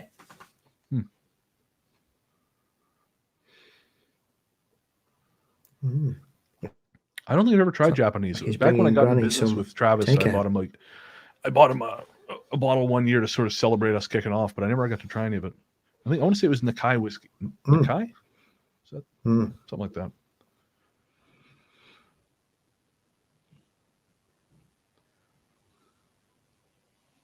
I really like bourbon, but I don't drink it very often. I have like 2 bottles in my cupboard, and I drink them maybe twice a year.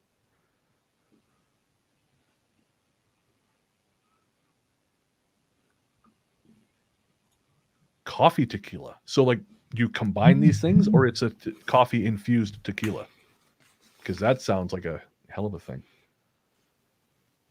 I remember when I was in Germany, they were selling it was like beer mixed with tequila, like in a bottle. It was a premix. It was actually pretty good. The thing I learned the hard way about tequila is quality matters. Quality is the difference between a hangover that makes you want to physically smack everyone or feeling pretty okay. Yeah, I agree. Coffee infused tequila. All right. I don't know if we have that here, but I will give that a try sometime. Has that woman's top got tighter or shorter? It certainly seems that way. I assume by tightening it was the only way they could keep her awake. Maybe that's what happens when she drinks tequila. She starts to grow out of her clothes. Oh, that's what happened to me. I'm not fat. I just had too much tequila. Exo Patron. Okay. No, I'll see if we have it here. I've definitely had Patron, but not that one.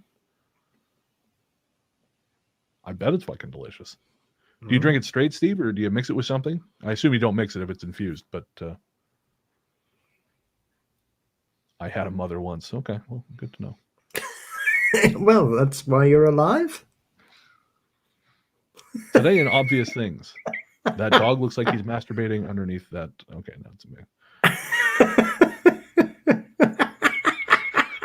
That was the best part of the film. What is that dog doing? He's stealing the show is what he's doing, Paul. He's been the best thing about this film, this dog. Easily. He's picking up the coat. He doesn't know what to do with it. Oh, shit.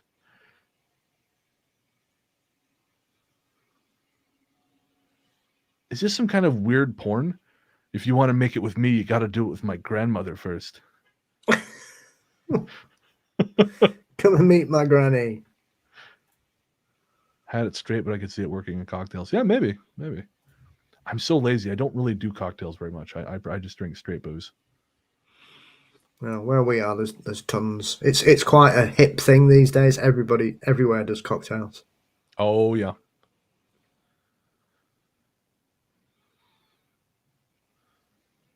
Yeah, there's a place here called Clive's that was kind of the it place for a while, and I went there a few times back in the day. But yeah, I don't know. They're fine, but I don't like paying $12 for a drink. There you go. You can order XO Patron online. What I think is quite funny about this is obviously his wife or his girlfriend's seen him leading this strange woman into it. And either way, he's either got to excuse. So she's going to think, well, he's sleeping with a prostitute. Or he'll just say, well, no, actually, I just fetched it back so my gran could eat it. You know, there's no out. There's no good out here. Mum 2, the divorce. The messy, messy divorce.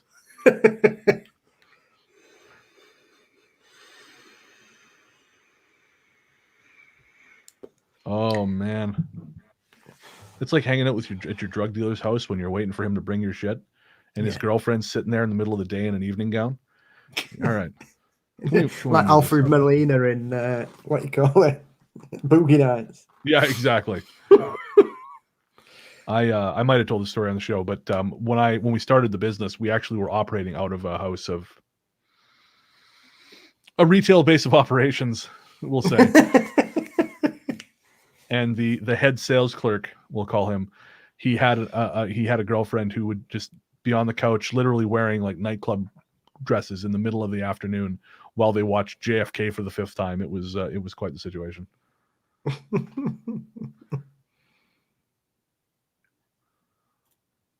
Well, thanks for hanging out, Lori. We always appreciate having you here. Glad we can cheer you up. We like doing it too. Absolutely. Enjoy your call. See you later. I was waiting for Granny to shout, "Feed me, Seymour," through the door. We should be so lucky, Steve. That is a movie I cannot find over here. Is the 80s Little Shop of Horrors. Not streaming anywhere. Can't rent it anywhere. At least not in Victoria. I can get Sturbo, Werewolf Bitch, but I can't get fucking the Little Shop of Horrors. The Doggy Door.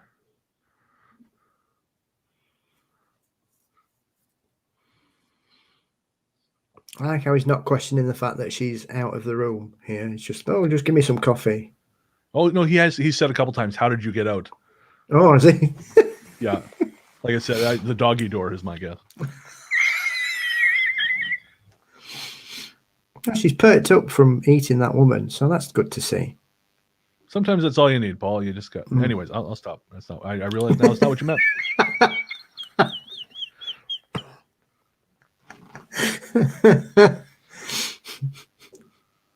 And everyone quits. Everyone leaves the stream.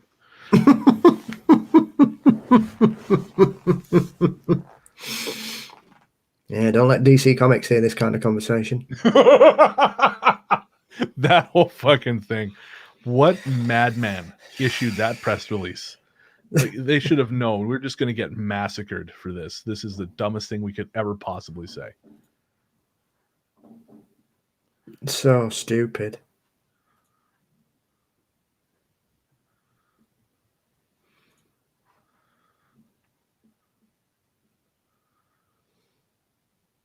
I kind of like that painting. I'll be honest with you, that Alice has got going on in her studio there.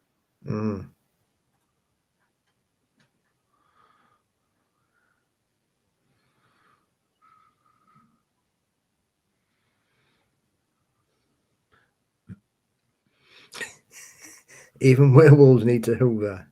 I wonder. Perhaps that's the hair. It just gets on everything. You wonder if she's scared of the vacuum when she does it. You think she's got to like resist her? Then she just kind of like chases her own ass for a while. So do we figure Granny's going to make a run for the pregnant lady? I don't know what could happen here. As long as the dog's safe, I'm all right, mate. Yeah, true. Just gonna double check, make sure no one's commenting back on Patreon. I don't think they are.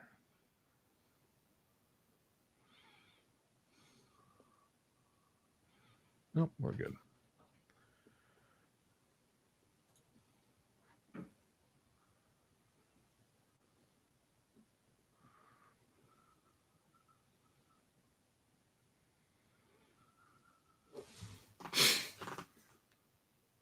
Where's he got dartboard?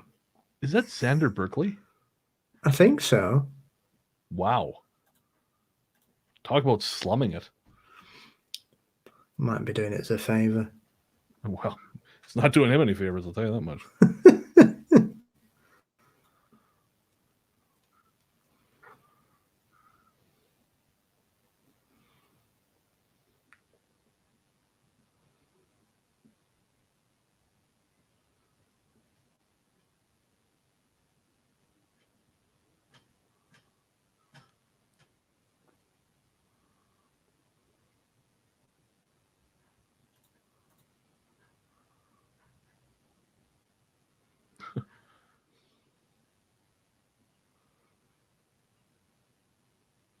That's not even subtle.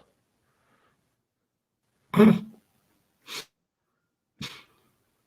you tell anyone I'm a werewolf, I will kill your shit.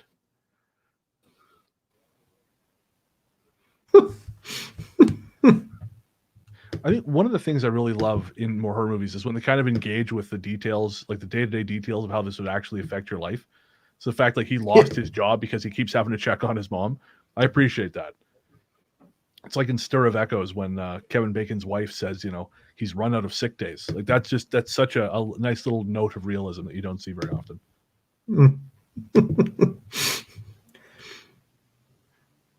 Yeah, it is one of those things where often you see certain films and really weird shit's going on, and everybody just carries on regarding, like nobody seems perturbed by what's happening. It was normal. Just another werewolf ripping hobos apart downtown.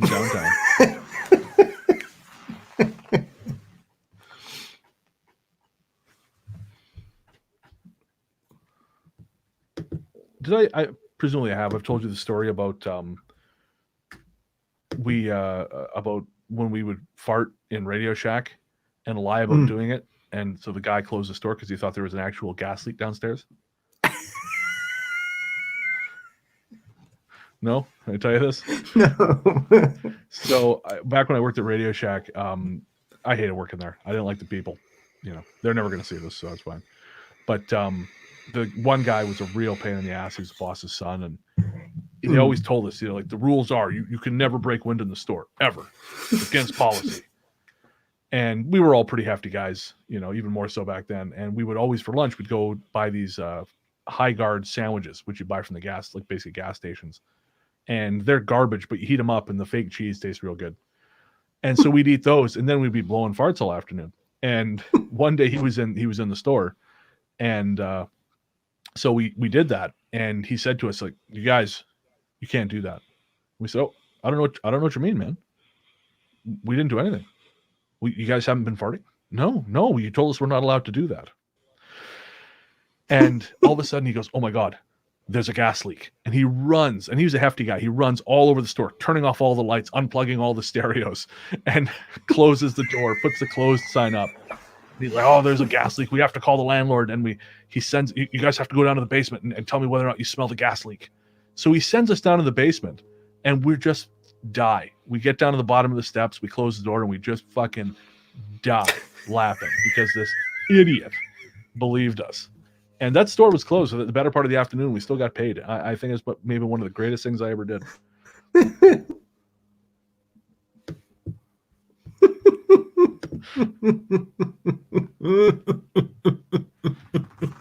No. I mean, there's a lot to unpack there.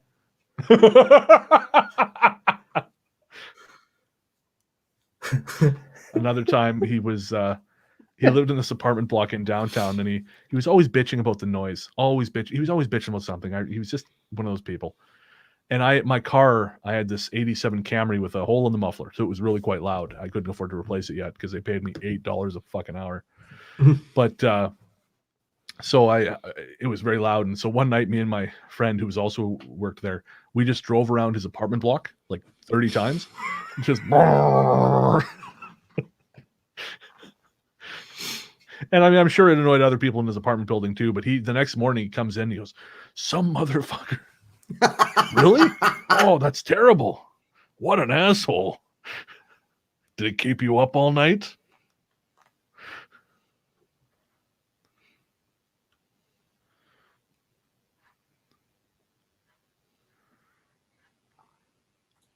No.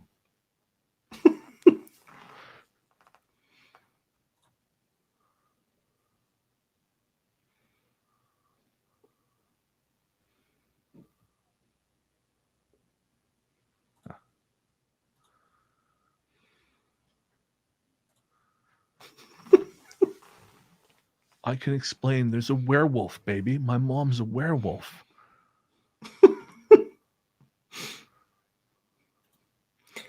She's doing a lot of heavy lifting for a pregnant woman. She's umping cots about and suitcases. I mean, what kind of man does this? She lives in a red state. Abortion is outlawed, so she's got to.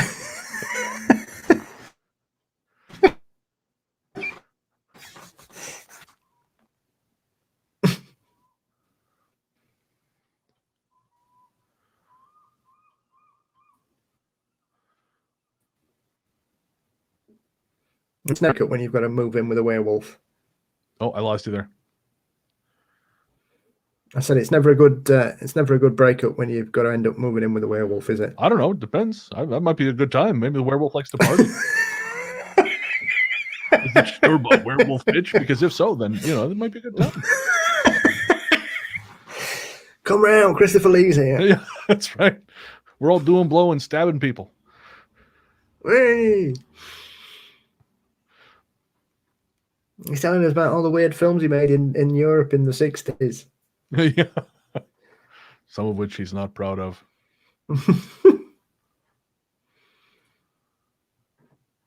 Why can't he walk? Is he drunk driven? Well, it is America, so probably.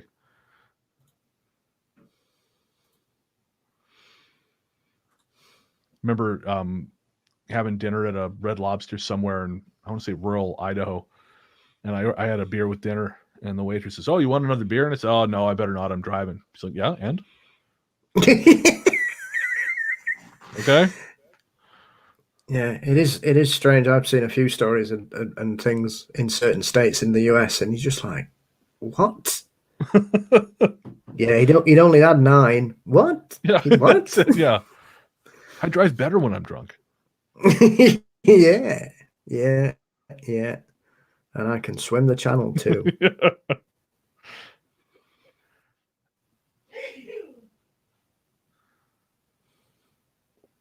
Has anyone here seen Peter Jackson's Dead Alive? Or it's also called Brain Dead. It's a super bloody zombie movie.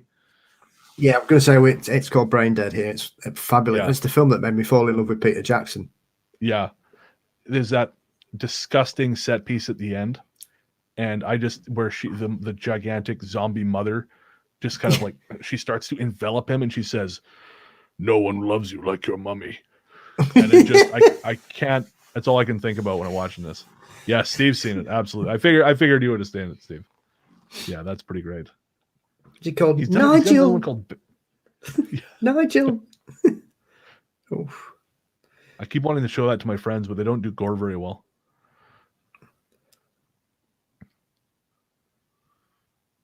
All right, buddy.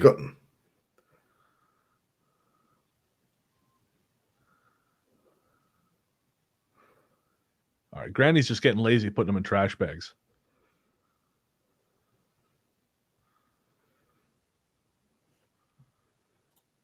Oh yeah, the lawnmower scene is amazing.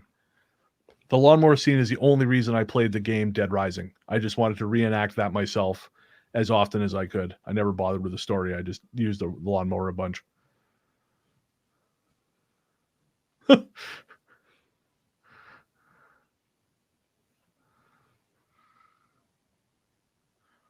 Let that be a lesson to you, Granny.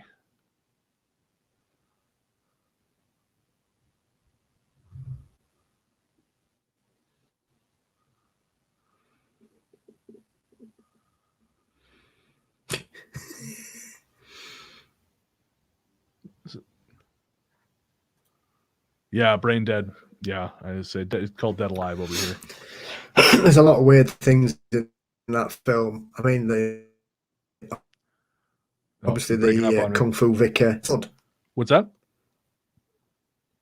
The Kung Fu Vicar. I kick ass for the Lord. Yep.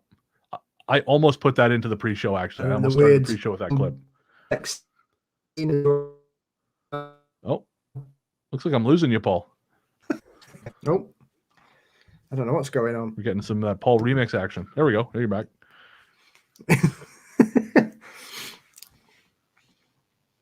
Yeah, no, I'm a big Peter Jackson fan of those early ones.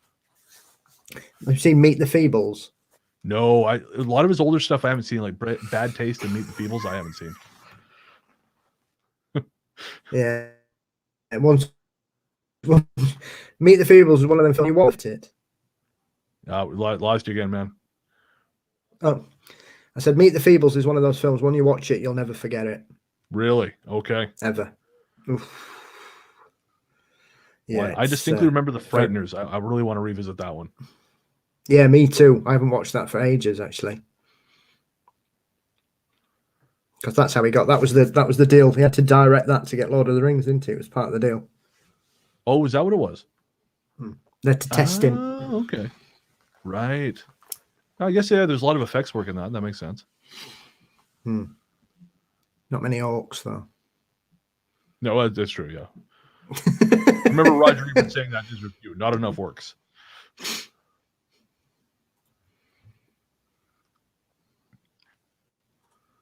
Yes, absolutely. That's another great film.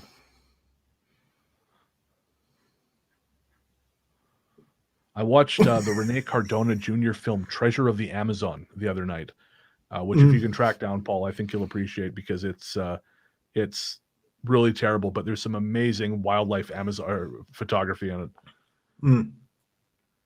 This is turning into some kind of incestuous Gerald's game. Yeah, I was thinking there's a lot more granny bondage in this than I was anticipating. Turns out I have a hard limit. It's granny bondage.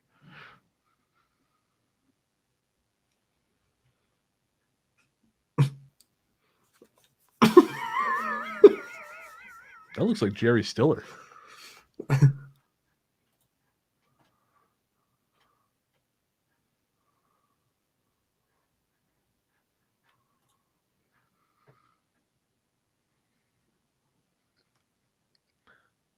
Dimmy. Dimmy, how you do this to me, Dimmy?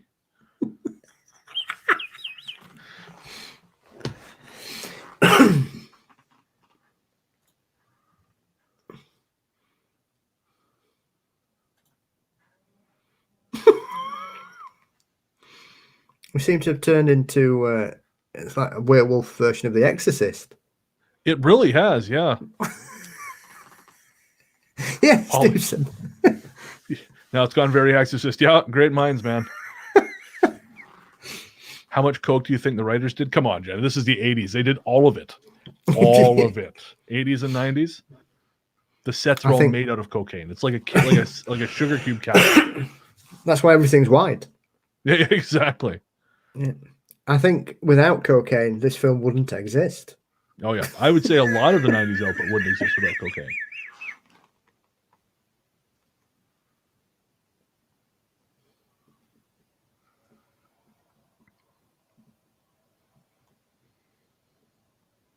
This actually happened to a friend of mine.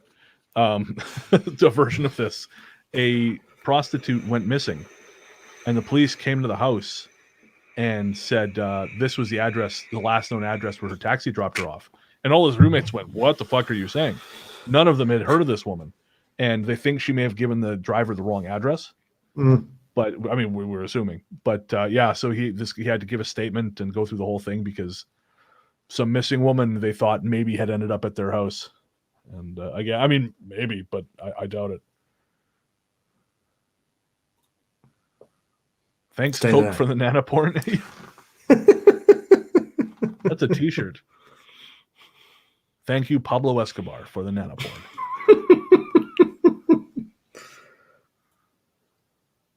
'80s child without Coke.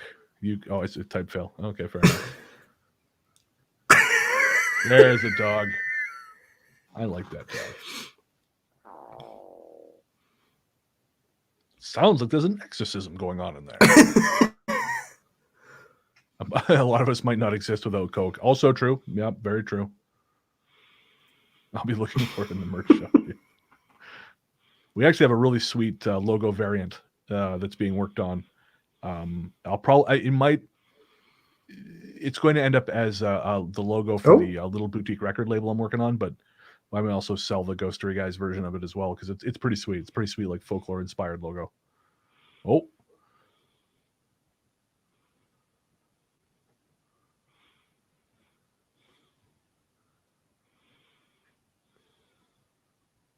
I don't know if he just thinks he can keep murdering people. Like, eventually they're going to catch on.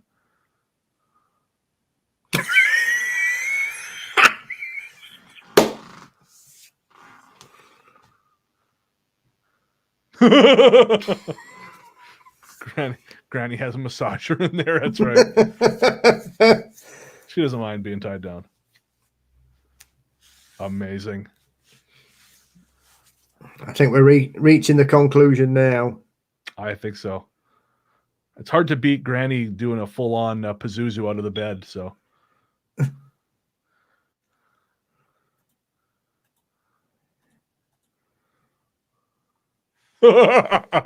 Granny punching through the door, also one of the highlights. That's it.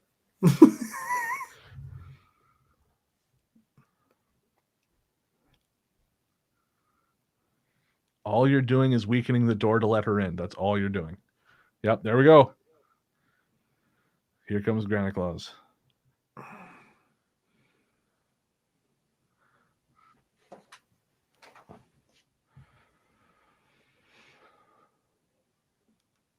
Oh.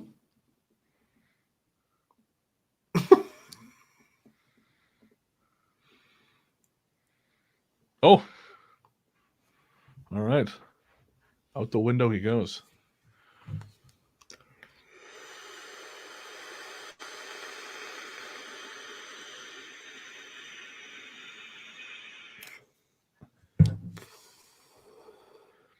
You can tell that the old lady said, we're going to put makeup on me for exactly one scene. One scene. We're going to film it in a day. I'm not doing it twice.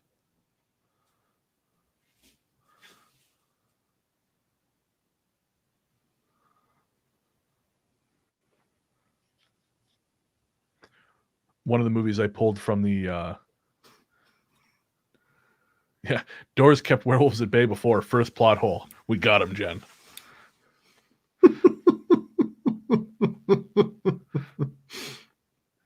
But one of the films I pulled for the pre-show was Werewolf Woman from like 1970 something. Yes. And literally there's one scene at the very beginning where they put her in full werewolf makeup. Other than that, she's just running around nude biting people. You can tell there's like, nope, I'm not doing this more than one scene. Oh, they couldn't afford to do it for more than one scene. Or that too. Well, I got to say, the werewolf, that clip you saw, it's in there. It's not very convincing. So if they couldn't afford it, that's very sad.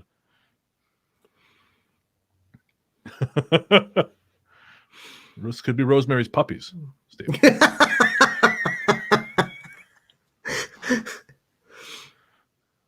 It's been left very ambiguous now. We don't know what's happened, do we? No. To be concluded in the sequel. Has she bit Alice?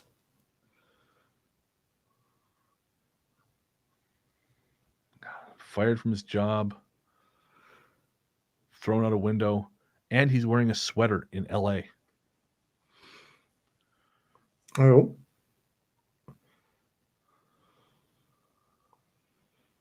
Well, she done that 5 minutes ago and everybody be all right.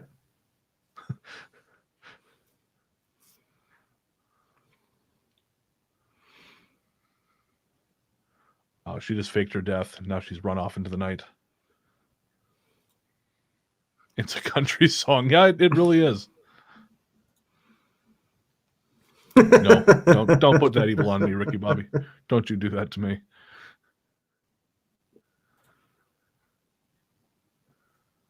In this fire scene, we have the first imaginative lighting of the entire film. Yeah. We could have had some Dario Argento action going if they played with this a little more.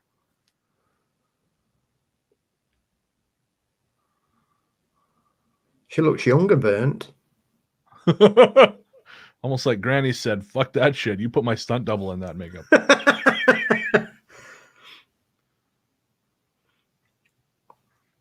That's right. Oh, the dog's okay. Please ensure your werewolves are covered. Your tray tables are locked and your werewolves are in the upright position. There he is. I've decided his name is Dozer. Right now, the cop's thinking, this is going to be a fucked up report. I don't have enough ink for this report. That's right. The boys down at the station ain't gonna believe this. Oh. Act of terrorism. Just, yeah. Fine, it's solved. Oh, heartbreaking. I was so invested in the fates of these characters. Wow, that's it. All right. We have together survived a screening of Mom. I'm just, like I said, my main thing there was that the dog made it, and it did. Yep. I'm going to just go through the credits. I want to make sure the dog gets like first billing because. Well, if you've seen Zoltan, Hound of Death, anything's possible, or Hound of Dracula, or Hound of Dracula, or whatever it's called. I love that you have, though. That makes me very happy. Have you not seen it? No. It's basically a Doberman with glowing eyes. That's all it does. Going, and that's got a brilliant ending as well. Okay. It was the ending that film should have had. Just glowing eyes. Quite how a dog becomes a vampire, I don't know, but there you have it. Well, what you're discussing is a level of detail that these filmmakers are simply not willing or capable of. Yeah. Jen says, yeah. I'll never hug my grandmother again. Me either. And that's primarily because she's dead, but you know. Oh. Yeah. Well, there we go. Small mercy. Yeah. Nice wibble. You broke up there, man. Didn't hear you. Oh. Do you know? Paul's remixing. Well, werewolf, you know. Nope. I cannot. We are having some connection issues there.